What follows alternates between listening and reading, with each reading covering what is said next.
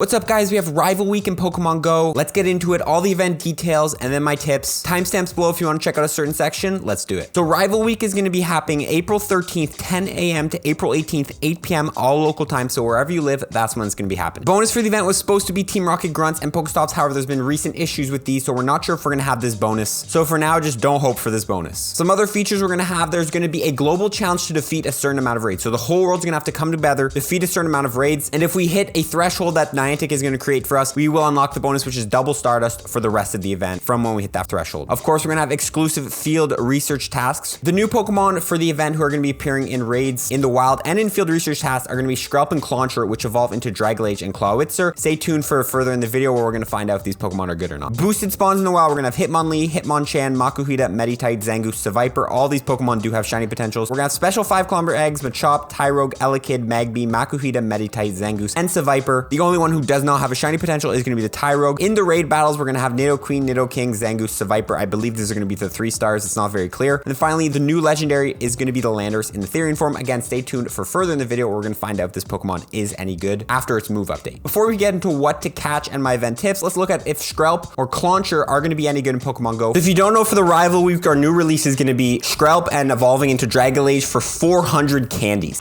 Note this was recently changed to 50 candies. How good is it going to be? Well, it's a poison dragon type, which is a pretty cool type combination. Max CP will be 2694 with 117 attack, 209 defense, and 163 base stamina. For fast moves, it can learn Dragon Tail, Acid, and Water Gun. And for charge moves, it can learn Outrage, Gunk Shot, Hydro Pump, and Aqua Tail. How good is it going to be? For raids, nothing to write home about. There are so many better dragon types like Dragonite, Salamence, and pretty much any legendary. And poison is not a good typing for raids. However, how good is it going to be for PvP? On the Great League, won't be very good, ranked 243. In the Open Ultra League, not bad, 166. Where it'll really shine is in the Premier Ultra League. Ranked 43 overall, can handle a lot of the meta like Venusaur, Charizard, Empoleon, Dragonite, Kingdra. However, it still loses to Swampert, Abomasnow, Togekiss, Umbreon, Excavalier. And honestly, I think it might be this fast move slowing it down. If this thing had Dragon Breath, it would be a menace. But yeah, pretty much I recommend you getting yourself an Ultra League one. IVs you're gonna want for that is gonna be a 115-15. How good is Clawizter in Pokemon Go? So if you don't know, for Rival Week, one of our new releases is gonna be Clawcher, which you can evolve into Clawizter for 50 candies.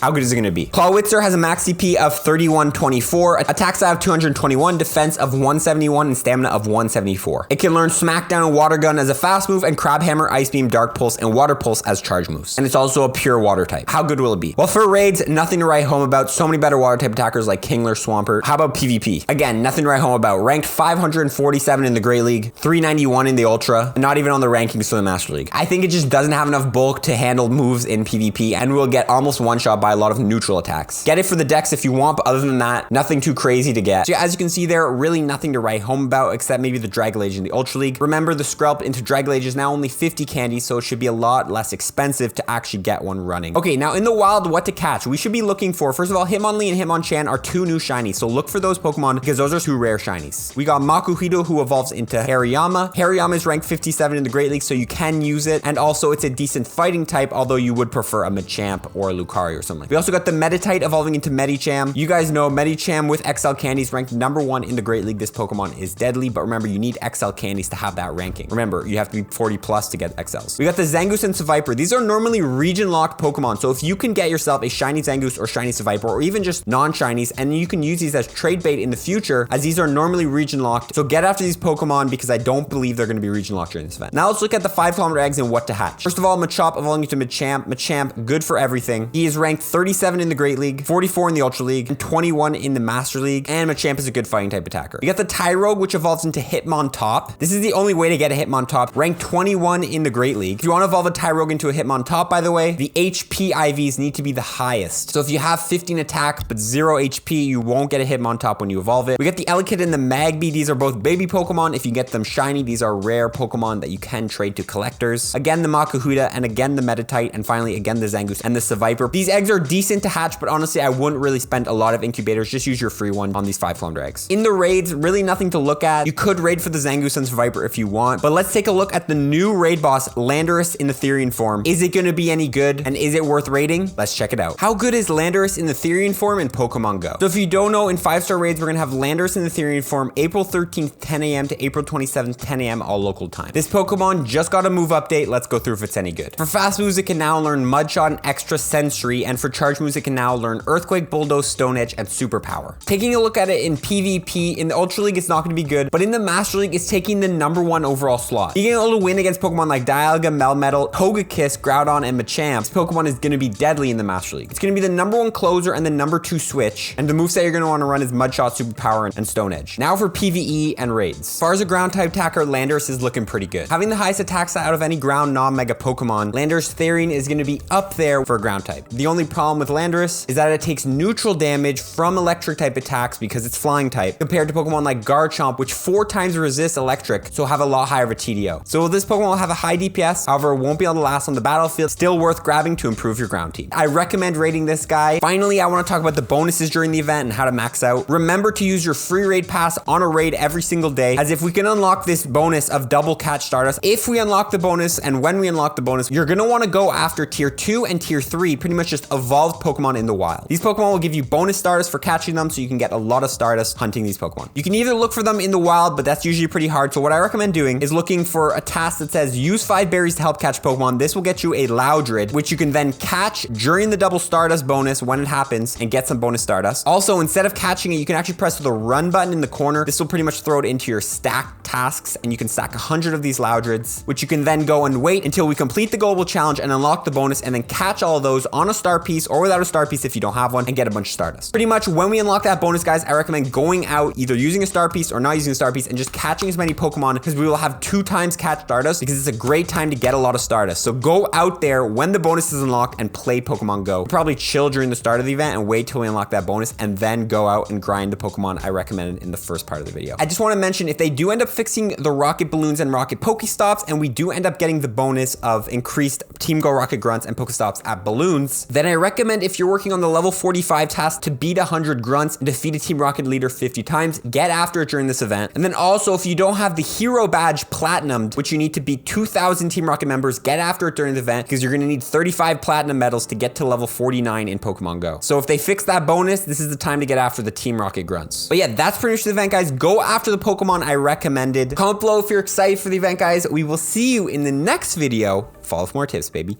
Peace!